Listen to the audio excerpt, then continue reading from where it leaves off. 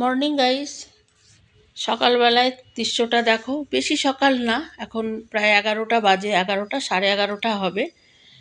তো চারিদিক কুয়াশাচ্ছন্ন হয়ে আছে। শীতকালের মজাই এটা, চারিদিক কুয়াশা হয়ে থাকে। তো আমার চা খাওয়া হয়ে গেছে, জলখাবারও হয়ে গেছে। এবারে একটু রান্না করব, তাই যাচ্ছি এবার রান্নাঘরে, রান্নাটা সেরে নিই। তো আজকে আমি বানাবো এই যে রাই শাক। তো আমি একটু বাইরে গেছিলাম, তো সেখানে রাই শাক পেয়ে আমি তো আনন্দে আত্মহারা, কেননা এখানে এই রাই শাকটা পাই না বলে। রাই শাক নিয়ে নিলাম, তার জন্য আলু টমেটো এগুলো সব কেটে নিয়ে এবারে দেখো তেলেতে মেথি ফোড়ন দিয়ে আলু দিয়ে দিয়েছি, তারপরে টমেটো, তারপরে রসুন লঙ্কার থেতো দিয়ে আর ধনের গুঁড়ো লঙ্কার গুঁড়ো নুন হলুদ দিয়ে কষিয়ে শাক দিয়ে ঢেকে দিলেই শাকের ঝোল হয়ে যাবে। তো এখানে আমার হয়েও গেছে তরকারি, আমি এবারে ভাতও বেড়ে নিচ্ছি।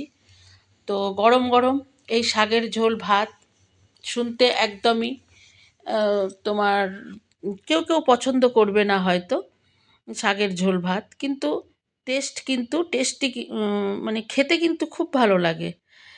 তো এই শাক বানালে আমার অন্য কিছুর দরকার পড়ে না। তো যার জন্য এই শাকের ঝোল আর হচ্ছে তোমার একটু চাটনি নিলেই খাওয়া হয়ে যায়।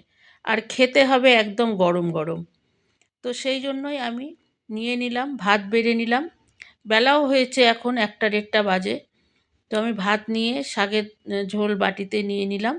এইবারে একটুখানি আচার নিতে হবে, আচারটা একদম মাস্ট, আচারটা নিতে হবে। তো আমি দেখে নিলাম কোন আচার খাবো।